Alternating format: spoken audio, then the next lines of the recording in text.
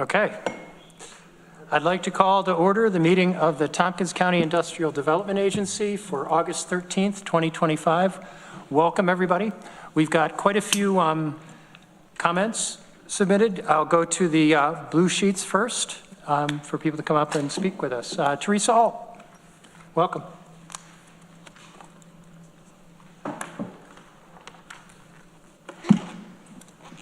Hello? Okay, this is on, right? It is. I'm Teresa Alt, 206 Eddy Street, City of Ithaca. I'm starting to see a pattern here. First, a developer, like BVHSF 3 Ithaca, makes a very attractive proposal asking, of course, for a tax subsidy. Then, years later, they return asking for more money and promising fewer jobs. To be honest, I don't know what I would do if I had to vote on such a situation. I just wish that you would remember that it's not your money that you're giving away, it's the city taxpayers' very scarce money, and the school districts. Thank you. Next up, Amanda Kirchkester. Hello, I'm here to encourage you just to reconsider what you're doubling down on every single time. This project is huge. It's creating a lot of jobs. And I was just talking to Todd about the jobs that are being created. The IBEW is the only local union, the only state union working on this project. And that is something that this room needs to be aware of. If this project is to get $1 million more in abatement, number one, I just think that's ridiculous to even consider. You absolutely need to require that they hire, if not local union members, but certainly New York State union workers to finish this project. The guy I met from Oklahoma who's pouring concrete, you know, he seems like he's doing a great job, and I'm sure his company is paying some hotel tax. Great, you're filling empty hotel rooms with workers from out of state. That doesn't put food on the table of union men and women. And Todd says there are workers ready to work in all of the other building trades on this project. That's something. Who keeps track of this? Because I keep saying if Ithaca area development is having issues keeping track of very basic things like who works on projects and how this money is dispersed, you need to find somebody else to manage the finances. That's very apparent. You know, we're losing the last Green Vista in downtown Ithaca for 300 units that nobody here can reasonably afford to live in. Awesome. I'm sure driving the pylons is damaging the foundations of people on both sides of the creek there. I don't know if anybody's studying how it impacts the infrastructure under the ground, like the plumbing in the sewers. I'm sure that plays a factor into the repairs that then the ratepayers pay, which is never the developers who constantly get the benefits of not having to pay taxes when $1 million in sales tax looks pretty good to the city and county right now, I'm quite sure, especially given the situation at the federal level. So you guys know me, I love you guys. You guys probably all have my phone number, and I'm happy to hand it out again if I have to, but please meet with me for coffee. I'd love to take you to some of the places where I'm meeting these workers. You can talk to them yourselves. They're not, you know, they're really friendly, like they want to talk, but I know that our local people want to work, and this project is not doing that. Thank you. Thank you. Peter Whiziker.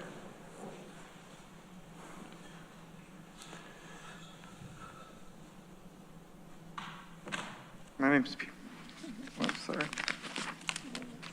Peter Whiziker. I live on Tioga Street. This time for real, I'll be brief.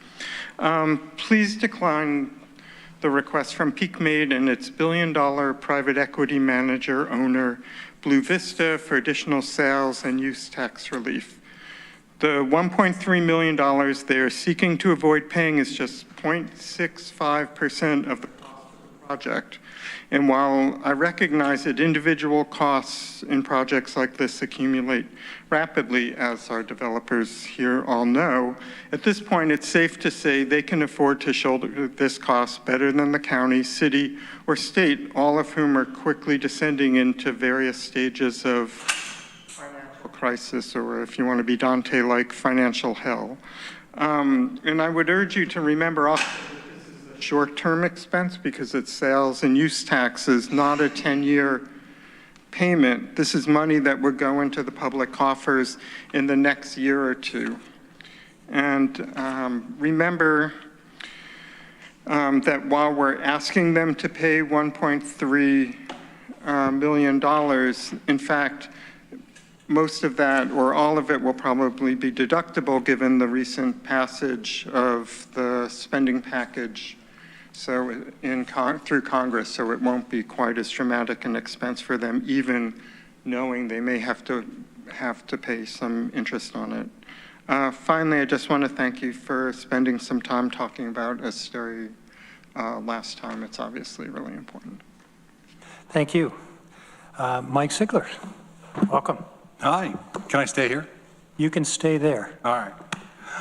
So thank you for having me. I am here about the Lansing Solar Project that was approved. I don't generally get a lot of calls on things. This one I've gotten some calls on. Just for the simple fact that according to the newspaper anyway, and if this isn't correct, this should be corrected, that after the project is done, the town of Lansing and the school district obviously will be collecting less in tax money from that parcel than it was before the land was developed. And obviously the problem with that is the point of the IDA I always thought was to increase the value of property so that we would then in turn, we create jobs, which is number one, I think, but number two is to increase the value so that we get more tax money. And if we're developing projects that get less tax money, that's what the people in the town are kind of asking about. So that's at least the way the newspaper portrayed it, and that is what people have responded to and have called me about. So if that's not correct, then that really does need to be corrected in the record because it undermines the whole purpose of the IDA. So, okay, that was it. Thank you, Mike. All right, Mike, is that the one attached to Yellow Barn, or is that? No, this is the 5 megawatt Okay. one up on what is it, Lansingville Road, I think it is. Thank you. Yeah, you voted on it last meeting, I think. So, and it was in the paper right after that. No, the paper, but I think it was Ithaca Voice or one of the other papers had done it. So. Thank you. okay. I have several written comments that I will read into the record. Wait, we have two more real people here with us today. Let me call on them and we'll hear them and then I'll read it, the written comments. Meg Doherty, welcome. Hi, thank you for allowing me this privilege of speaking. I think we can all agree we all want one solid goal to build a better future here, which is safety. And I am volunteer director of an organization called Build a Better Future. And I'm a long-term resident here of Ithaca for almost 20 years. And I apologize I didn't do this in writing. I'm better at that. But yeah, I got busy. So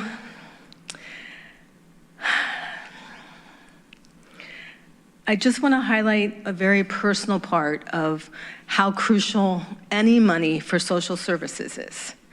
Part of my privilege has been working with 4 children who have a single parent, and father is in jail for growing pot years ago, and we still can't get him out.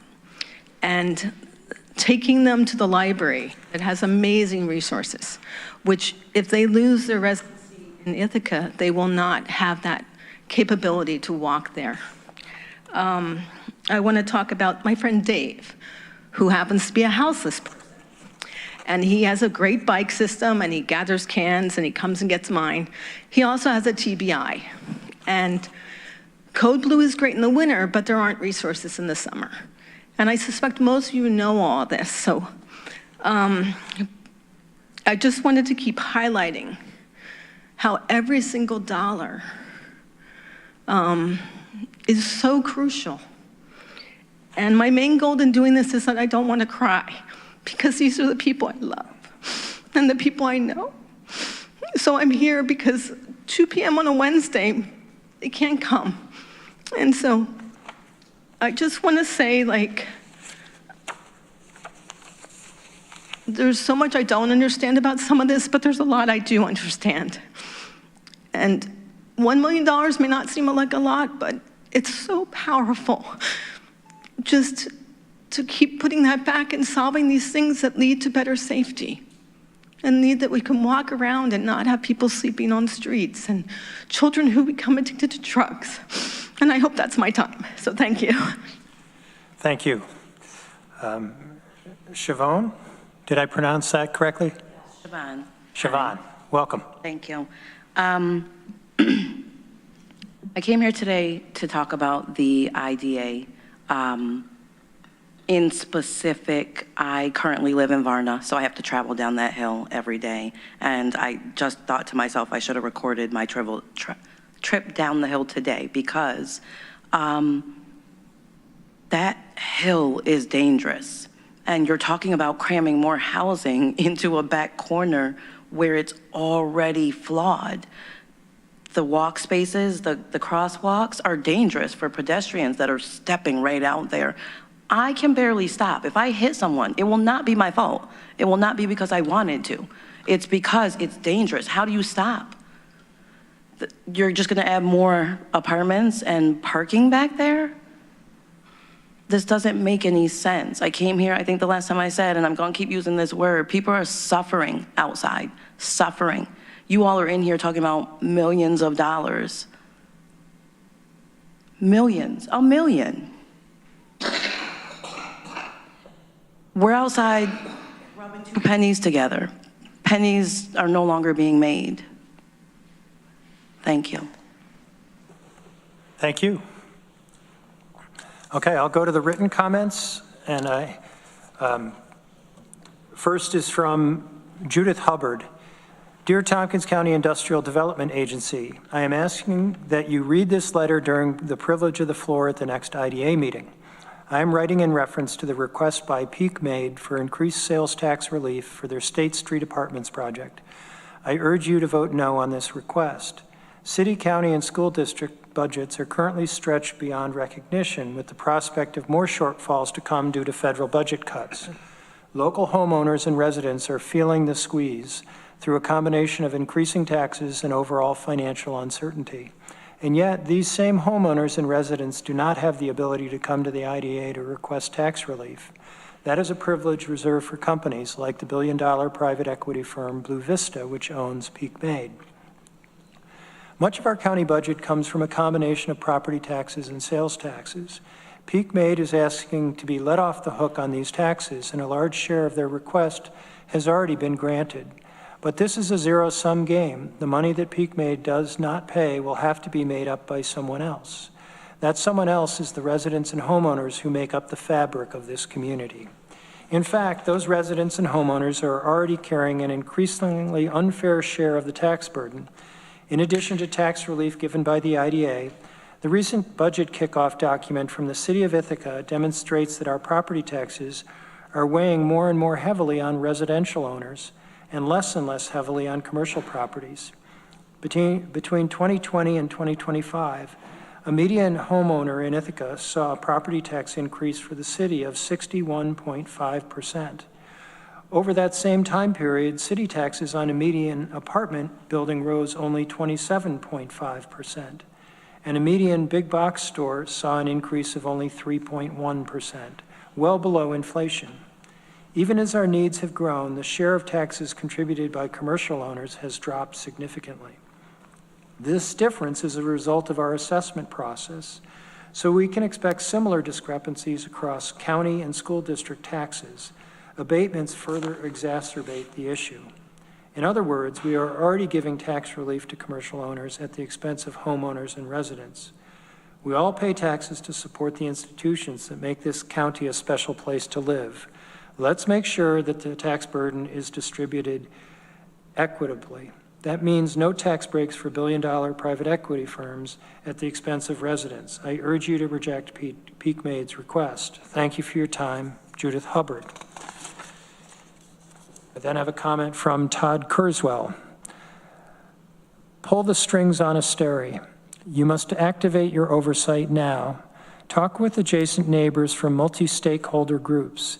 It is beyond time to help out those impacted by this monstrosity. I'm calling for a complete moratorium on abatements, handouts, and/or subsidies for projects at this time. Tompkins County already has a huge budget deficit.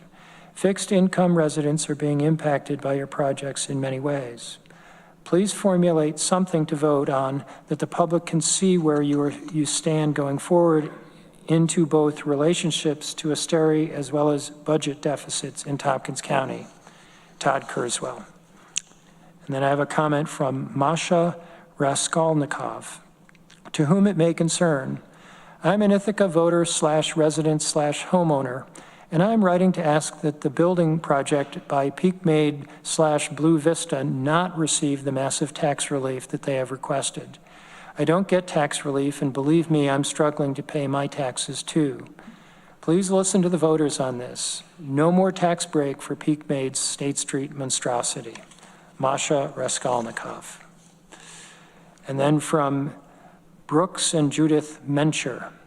Dear TCIDA, regarding the development on State Street near Argos, we are exhausted with developers receiving special treatment of not having to help us as residents pay the local, county, and state taxes. Unfair. Our taxes are very high. Please, please tax these developers to the full extent and use that money to fix our roads, ! And from Janet Smith. I'm writing to express my disapproval for more tax relief for Peakmade. Any relief we have provided them is more than they need. We have enough new buildings to house students, and these large investment firms do not deserve our tax dollars. Rather, they need to be paying taxes as they increase the overall cost of housing in Ithaca. Thanks. And then there's a reference to a link, which I believe is our agenda. And then from Daniel Keogh.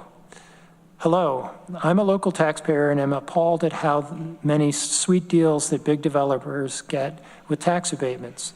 So they didn't budget well, that's on them, not the local taxpayer. No to an additional abatement. Further, our community does not benefit from allowing transfer of those sweet deals with this or other properties go on the market. You build it, you get the deal that was offered. You choose to sell the property, the deal is forfeited. Stop allowing transfer of abatements. That city center scam of a deal was such a short-sighted decision. And then from Callie Arthur. Dear IDA Director Kelly Botta, as I cannot attend the August 13th IDA meeting, please read this brief message into the record. Thank you. I urge the IDA to reject Peakmade's request of an additional $1.14 million in sales tax relief on its State Street project. The city and county can ill afford to give up a revenue stream of that size, especially after agreeing to the original waiver of more than $4 million to the same developer. Bad planning on Peakmade's part and bad capitulation on our part if we give in to its scheme. Clearly, the additional tax break is not a deal breaker for Peakmade, as the company has already set the stage for construction with the crane installation. Again, I urge you, do not give in to this presumptuous request. And from Roy Loomis, to whom it may concern. I'm not sure who the point person for this is, but I'm writing to register my strong opposition to giving more tax rebates to the East State Street housing project, which is to be discussed today. I am a long-term resident of Ithaca, having lived and worked here for over 35 years. As a middle-class citizen, I have seen the recent skyrocket to the point of barely being able to afford housing in this city. As I am now over 60, I was looking forward to the library apartments project, only to find I couldn't afford rent there. As I understand, that project also received tax rebates. Therefore, I very strongly object to any more tax rebates for unaffordable housing projects, and instead focusing on making this city more affordable for the middle-class residents who have served this community for decades and have not seen a lot of effort to make the community more livable and affordable. Sincerely. And finally, from Sadie Smith. Unfortunately, I cannot attend a 2 p.m. meeting on a weekday because of work. I'll keep my comments brief. I'm opposed to tax breaks, and I missed the opportunity to say no to the first round of tax breaks for this project, parens, the new housing being built on East State Street in Ithaca, New York, and parens, Sadie Smith. Is there anybody else who wishes to address the IDA? All right, a lot of comment today. That's good. Do you know what project Chevron was talking about? I think it was Same project? the same project, I think, because she was talking about coming down the hill. Yeah. Oh, okay, I was thinking, okay. All right. Okay, are there any additions to the agenda? There is, just in the packet that I handed out earlier, I included the compliance reporting from Loki Brill. They did their first round of monitoring. And as we had a question about that or a comment on that at privilege of the floor, could you just explain who Loki Brill is? Yes, Loki Brill is a consultant that is doing our local labor construction monitoring for projects that were recently approved. I believe So this is they are not doing the monitoring for the BVSHF, the East State Street apartments, because that was initially approved before the policy went into place. Okay, and this is our first report from. It is, yes. Okay. All right, Can I Deborah. I guess maybe this is a point of order. Is there some mechanism pursuant to which we can address the question that Mr. Sigler raised?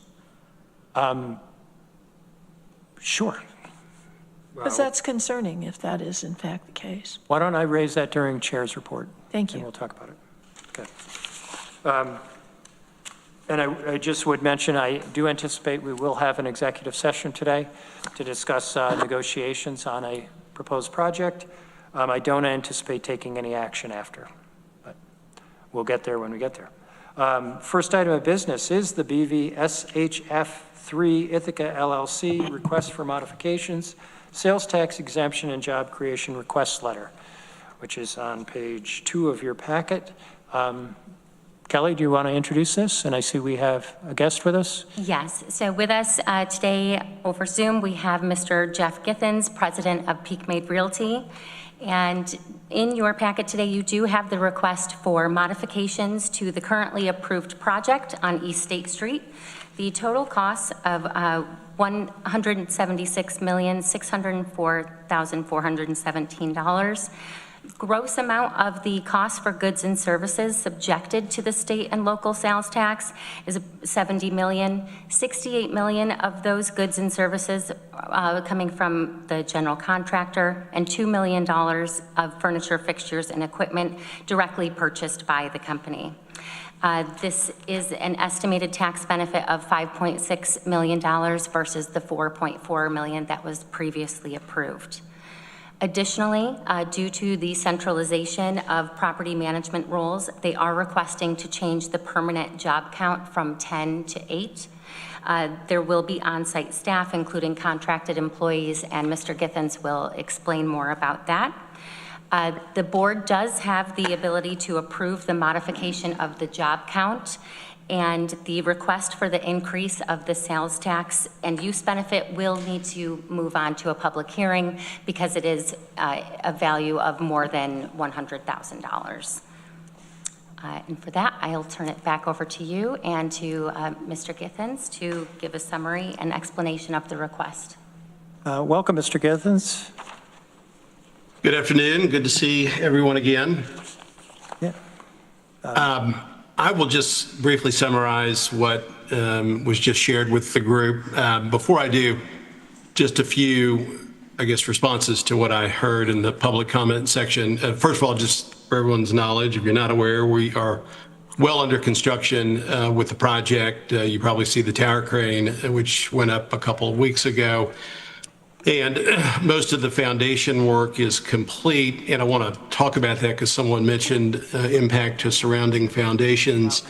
We had and were required to monitor vibrations on site with vibration monitoring equipment, and if vibrations exceeded a certain threshold, the monitor would alarm us or the contractor, and they would stop those activities and slow them down. So thankfully, we did not set off any alarms in our foundation work.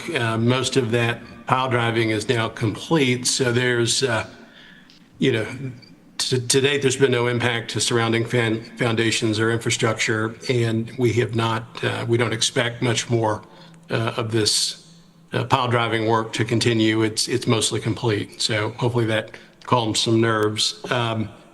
On the State Street, which was referenced coming down the hill, and yes, it is a steep hill, and the intersection, which would be right in front of, it's an intersection, but it's a crosswalk, a series of crosswalks that would lead to the front door of our property once completed on State Street.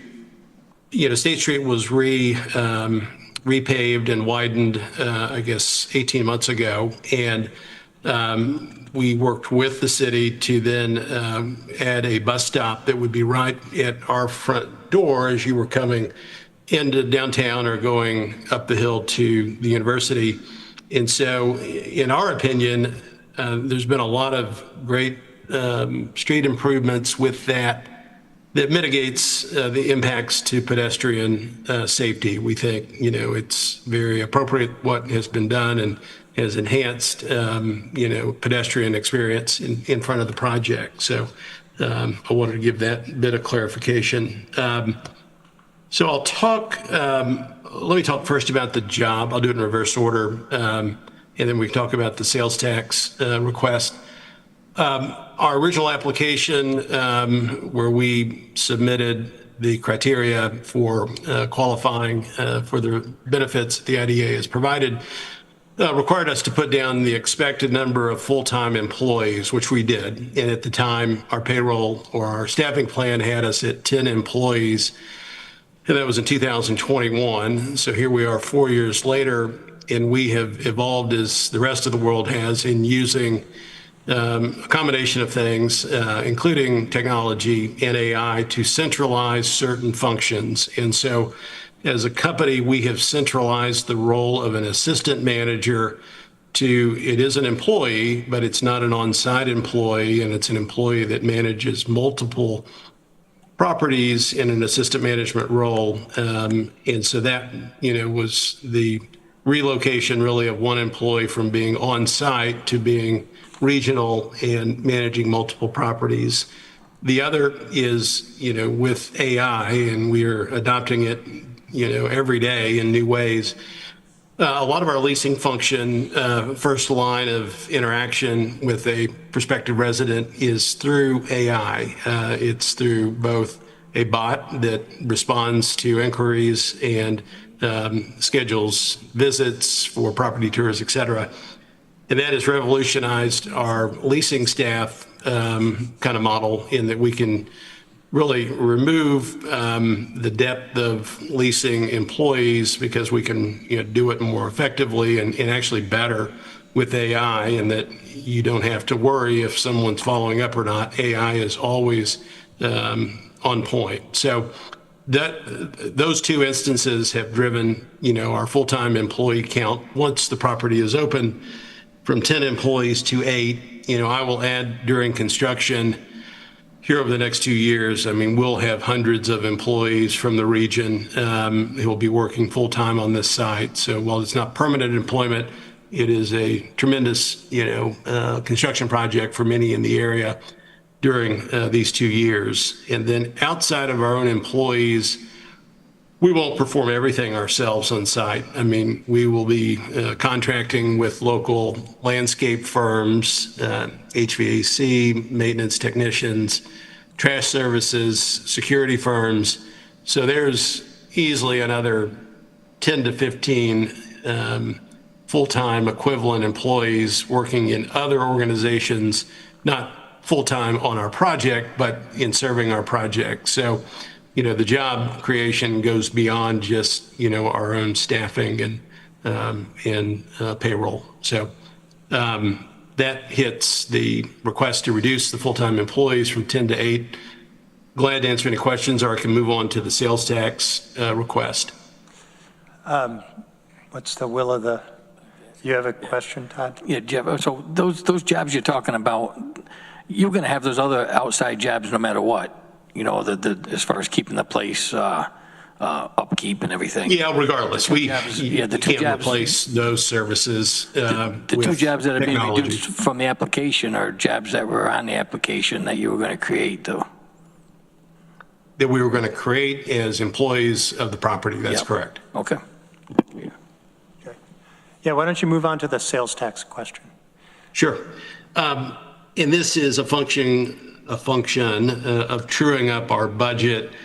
As we closed on our financing, we made some other edits to our IDA agreements.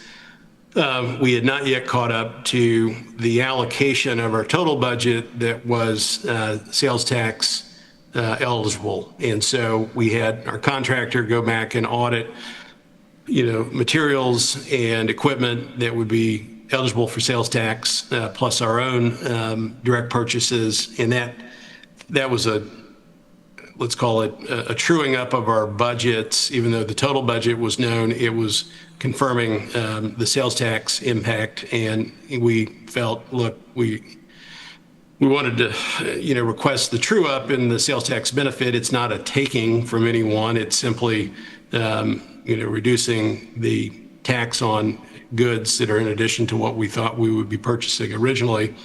And so don't mean it to be in any way a slight to the community. We have paid or will pay, over $6 million in fees to the city, to the IDA, from permits to IDA fees, other miscellaneous items. So there's quite a bit that's been contributed to the city already, and to the affordable housing desires, where we're paying almost $1.8 million to the Affordable Housing Fund for the city of Ithaca. And so, we certainly want to be a good neighbor and pay our fair share. And, we will ultimately be a very large property taxpayer, even though we have property tax abatement, during the first 10 years of the project. It's not full abatement. And when we do become fully taxed, you're looking at probably $4 million a year in annual property tax. So this is a net benefit, in our opinion, to the city of Ithaca and Tompkins County, with all of those kind of income or fee streams coming to you over, the next several years. So that's what this request is about. Okay, thank you. Questions? I guess I'd just make a preliminary comment. We have done this in the ordinary course on other projects for new IDA members, that when the initial construction cost is estimated, often the developer does not know what they're going to pay. And that can change because of changes in the project, but also the cost of materials can change and the availability. We have granted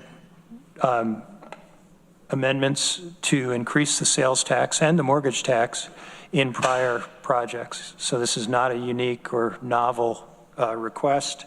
And I would also note that it means there will be more money pumped into the local economy to the tune of approximately $15 million, which is part of why we abate sales tax, is to get the benefit of the economic activity in our community. Some of that can be spent elsewhere in New York State, but I imagine a lot of it would be spent here in Tompkins County too. But questions, comments from IDA members?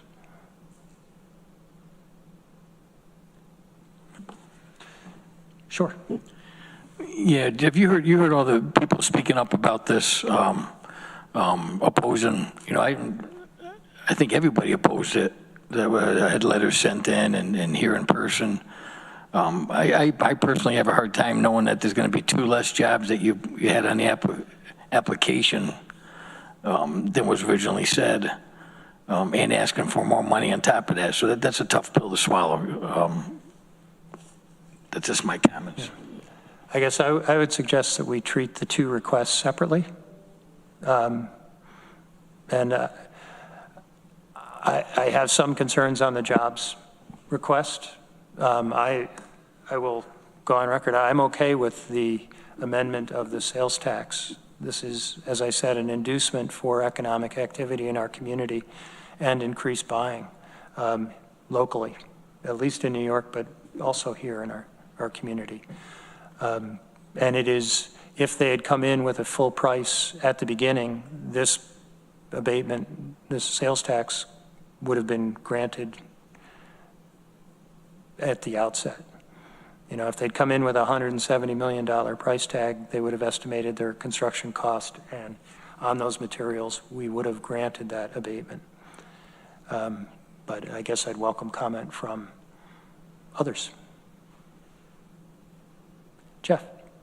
Yeah, I'll agree with you, Rich, on the sales tax. I think it's just the normal part of, in essence, auditing the numbers and coming up with an accurate number at the end. So I would agree. Whether they came in 2021 with this number, we probably would have agreed to that at that point. In terms of the job numbers, yes, certainly not excited about reducing jobs, but I recognize the world is changing these days, and technology is a big part of that change. And you know, unfortunately, businesses are getting more efficient, and it's going to impact a lot more businesses.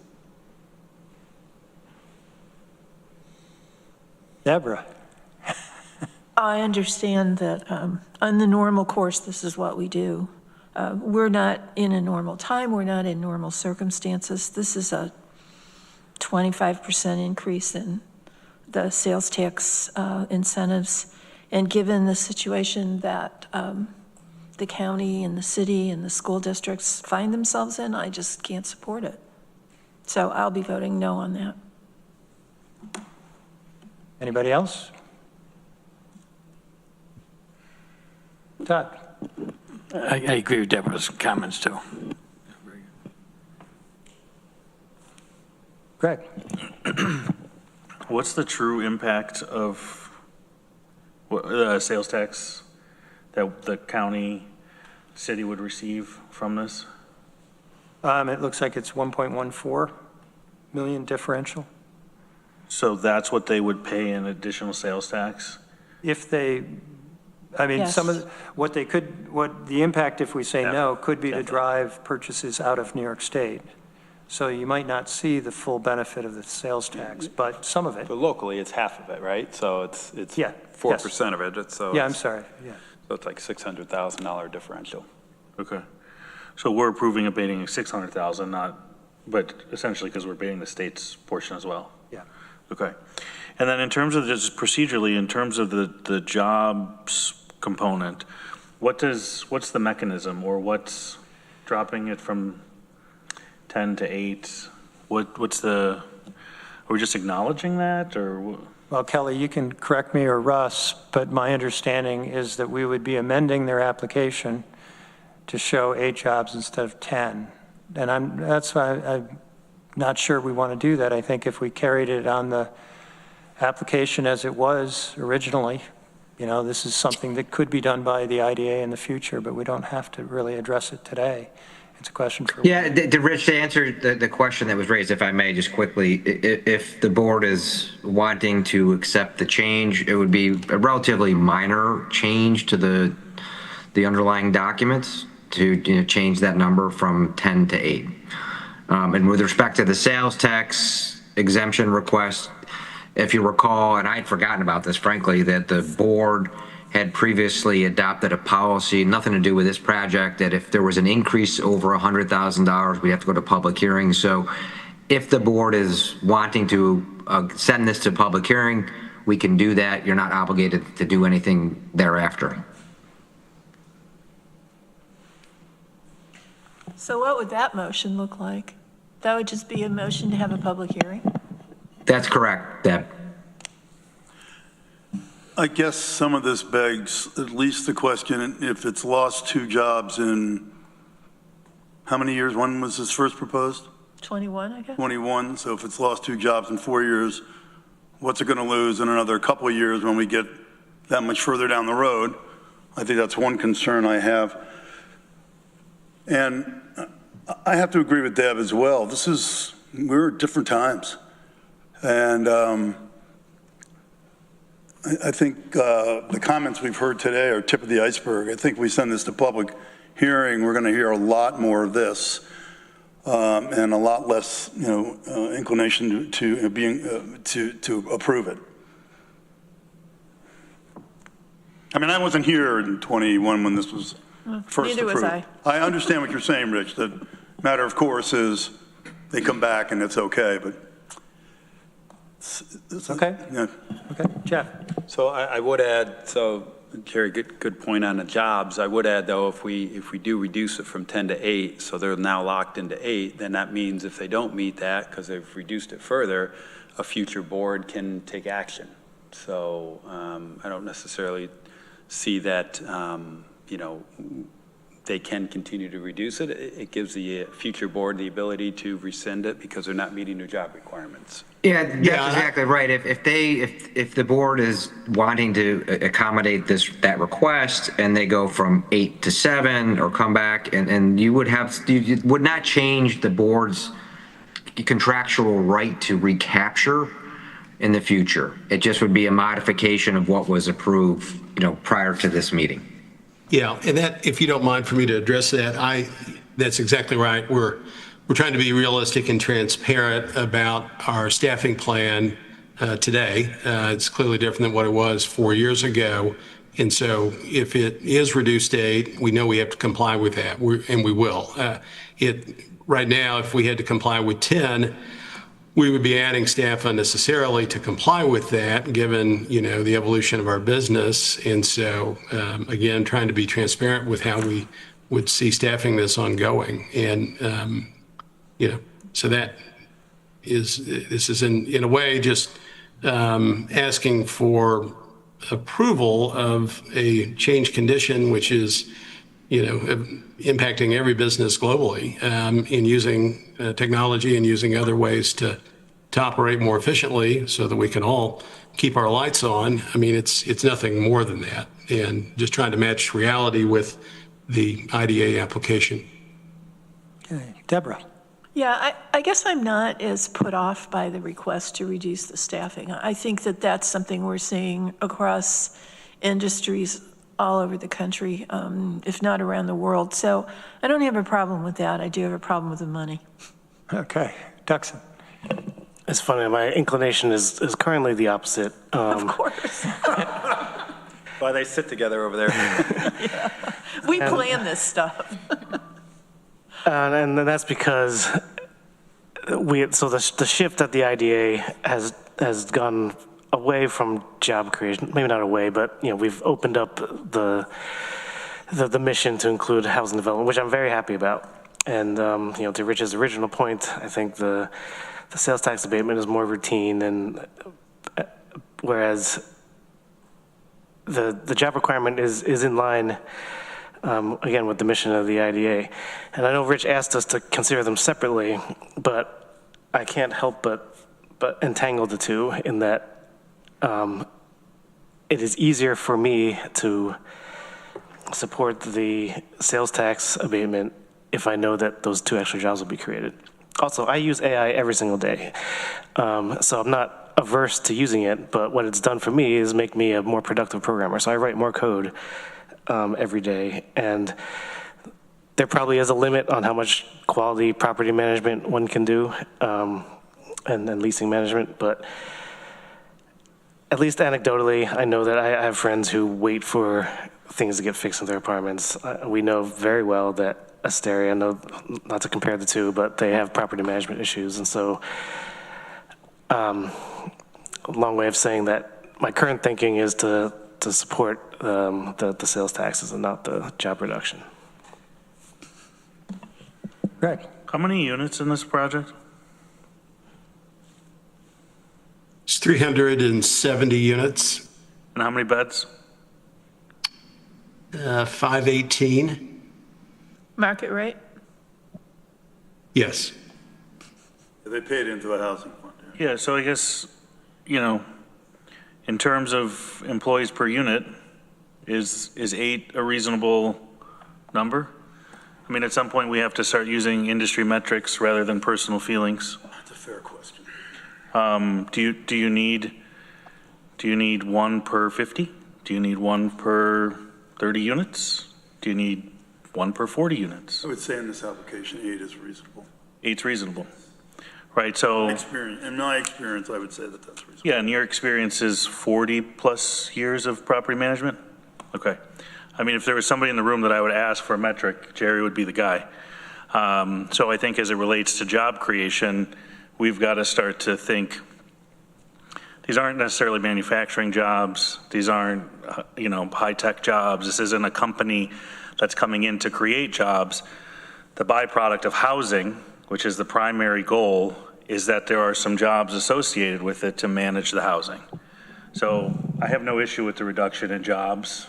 It's not like these are,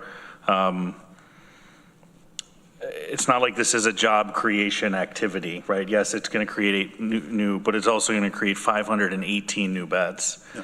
So I'll give up the 2 jobs for that.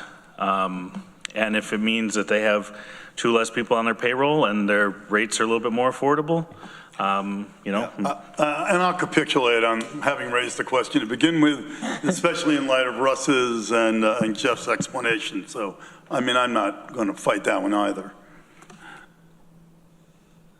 Okay. Jeff? I would certainly, I know Duxon would like to mend them together. I would certainly like to keep them separate. So, and I know we got to go to a public hearing for the sales tax, but can I make a motion to vote, I guess, from the reduction to the 10 to the 8? So just address the jobs. Just address that one in this motion. Yes. Okay, let's treat that separately. Is that fair? That's my motion then. Friendly to everybody here? Okay. So any further discussion on that question? Kelly? I'll just add to it I that seconded it. that is how the Resolution is written as well, is drafted that way. Okay. Todd?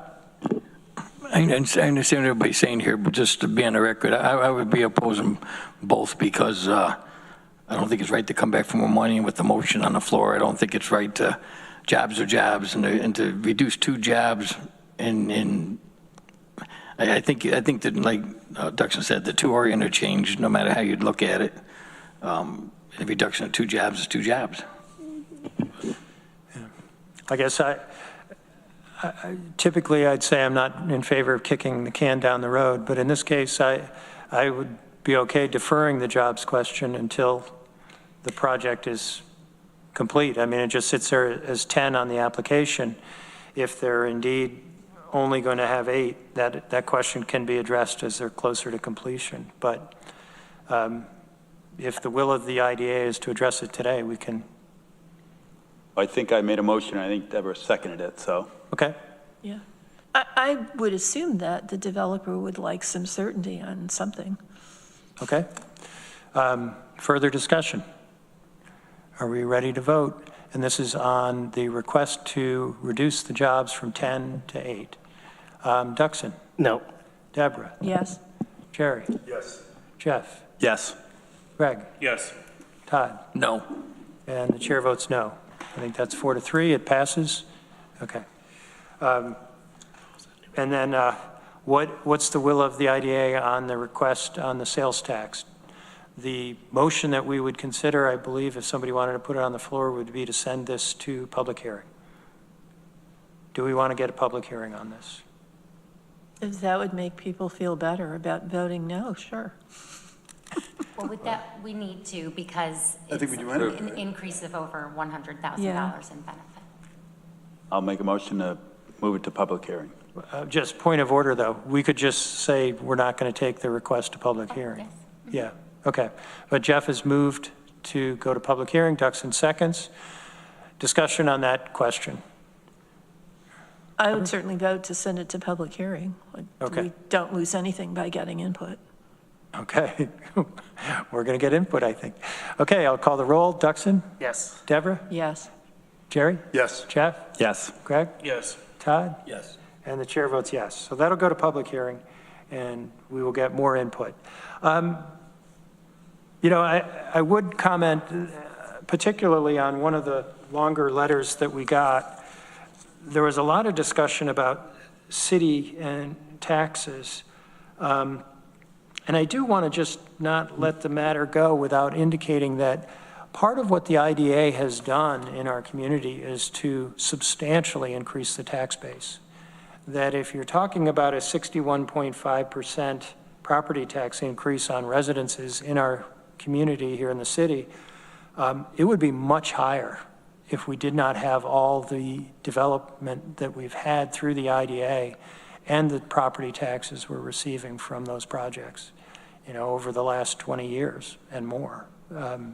So I understand the anger at what's happened with our taxes. But the role the IDA has played is pretty different from the municipalities and the school districts that are setting taxes.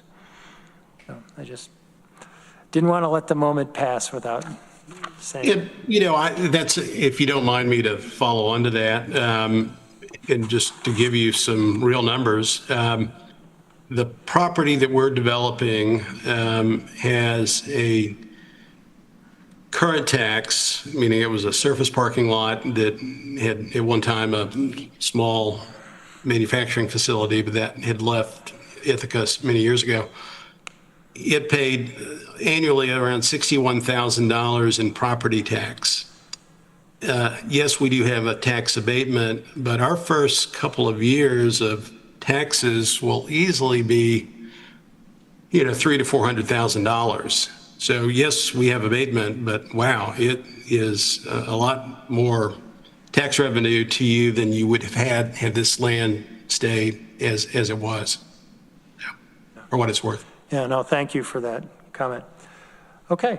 I guess we'll move on. Chair's report, and there was a request to address the issue raised by Mike Sigler regarding, I believe it's Caramore, is the name of the solar project? No, Lansing Community Solar, sorry. And I pulled out the IDA agenda from our June meeting, and if any of you have it, it does have the information on this project. And give me 1 second. I can't remember. Sure.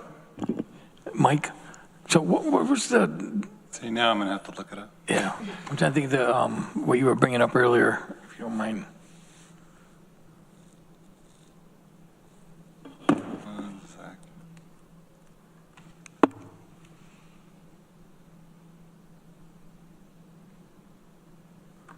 Which I should have been doing. But.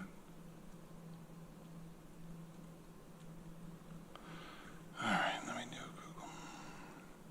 I think what we're looking at, if I can read to the members, it's 22.7 acres of former agricultural field. The pilot payment we were talking about was $4,200 per megawatt, but it was raised to $5,460 per megawatt because it was using some prime farmland. And here's what the application says. Current town, county, and school district taxes on the parcel for 2025 are $38,742. The unimproved portion of the parcel will remain vacant and taxable, i.e. not part of the solar project pilot, and would pay an estimated $13,988 in property taxes, in addition to the $27,300 paid under the pilot in year one. So at the start, I believe they're paying slightly more, but I think during the operation of the, let's see, down further it says, the project will generate $874,427 in new property taxes over 25 years. Mike. So I found the Ithaca Voice article, so I'll just read kind of like you just did. This is like, let's see, the title of it is Lansing Solar Developers Say They Face Financial Uncertainty, Receive Local Tax Breaks. Jim Jordan, Fernando Figueroa wrote this July 10th. So it's 1, 2, 3, 4, fifth paragraph starting. If the land were left undeveloped, it would pay more in local property taxes than it will under the tax break the project received. The IDA's projections show that the property taxes on the parcel would amount to an estimated $1.2 million over the 25-year period. Under the property tax exemption agreement, just an estimated $874,427 of local property taxes will be paid over 25 years to the town of Lansing, Tompkins County, and the Lansing Central School District. So they're saying that basically you're paying $300,000 less by developing the land than if you just left it as nothing. That makes no sense. I think that's not the case. Back at page 20 of that June packet, am I looking at the property tax exemption schedule correctly? Which shows the 25 years, property tax without project, property tax on full, difference, current versus pilot. What page are you on? Page 20 of the packet. Let's see. I think it may be page 18 unnumbered. Oh, yeah. Is that being misinterpreted as backwards? Is it 366,000 more?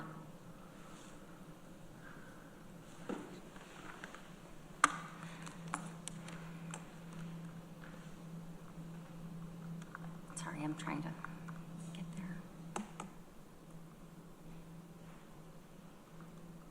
It does become complicated because you're paying by kilowatt hour rather than. Right.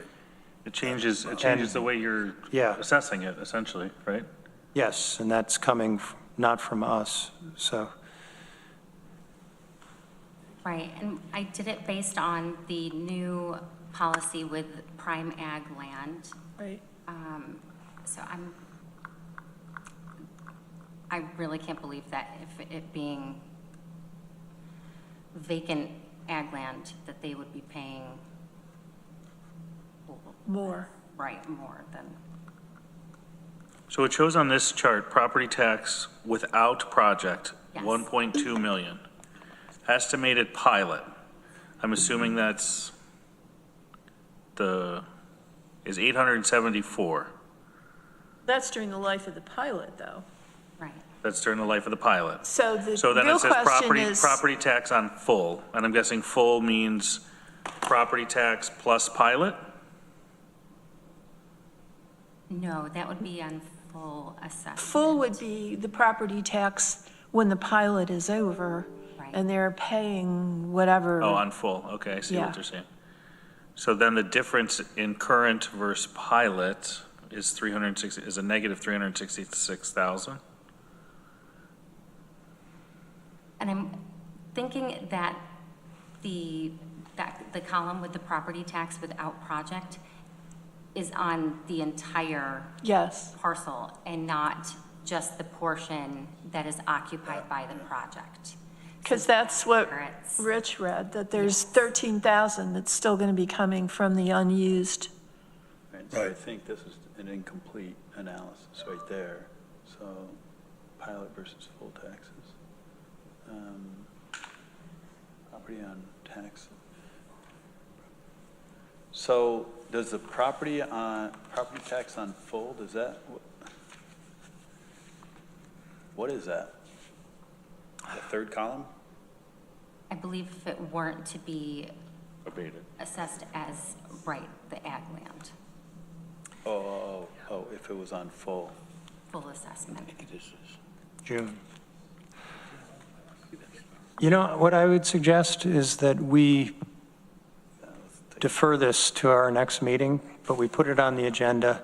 I'd really like to know if we've done something where we've granted more than what the base is, because certainly, you know, we're allowed to do that, and a lot of IDAs will do it to get the development in their community, but our policy has been very clear that we don't abate existing taxes, that it's only on the new value where we give a tax incentive. If indeed by converting to kilowatt hour, we have really diminished given them more of a break than we intended, we need to understand that and fix it. Now, some of this is on solar projects. New York State has determined we have to treat them differently. But still, we can say no. And maybe we do want to say no if we've given more incentive than we intended. But I'd suggest we make sure we get our math right, and we will try to answer Mike Sigler's important question. That would be great. Okay.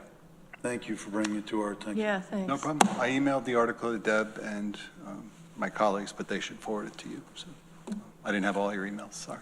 Okay. All right. Well, thank you very much. Okay. Thanks. Thanks, Rich. All right, staff report. Okay. So the first item in the staff report is the financial report. And on here, I did go over it briefly at our last meeting, just a couple of items to highlight with the interest at last month's meeting. But one item you'll notice on here is the IDA Academy sponsorship. Is the dollar amount is not listed on here. That's because it processed after the statement had already generated for the month. So that will show on the next financial report, the sponsorship that was done for that event. We did get really great feedback from that, and had one of the highest numbers of attendees that they've had in recent years. And then if you look down at the savings account, the interest that has been earned, over $4,700 in 3 months with that transfer into a savings account. So,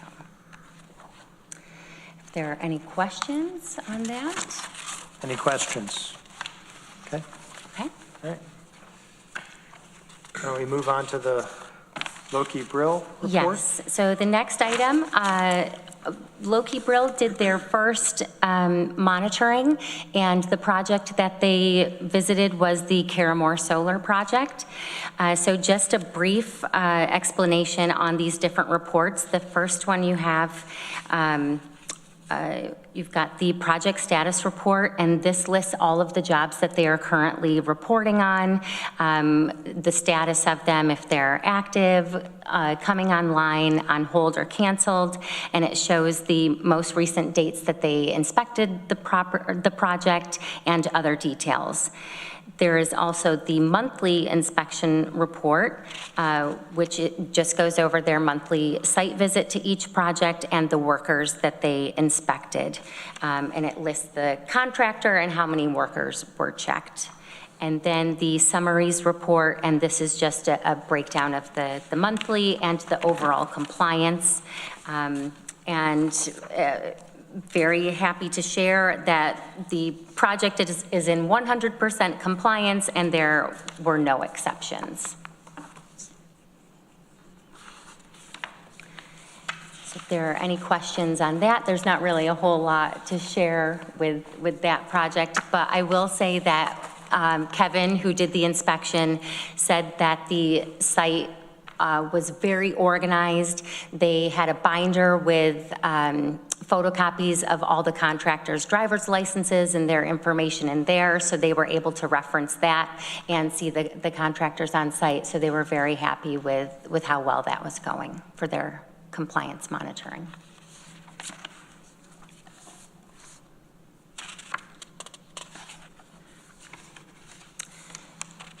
Is that good? Okay. And that is all I have for staff report. Okay, any questions? All right. See, we have minutes from the July 9th, 2025 meeting. Could I get a motion? I'll move. Jerry moves, Greg seconds. Questions or comments on the minutes? Okay, you ready to vote? We'll take a show of hands on the minutes. All those in favor? That's unanimous. Great. Any other business to come before the IDA before we consider a motion to go into executive session? Okay. Seeing none, I would propose we go into executive session to talk about negotiations on a project and a potential IDA investment. Deborah moves. Jeff seconds. All those in favor?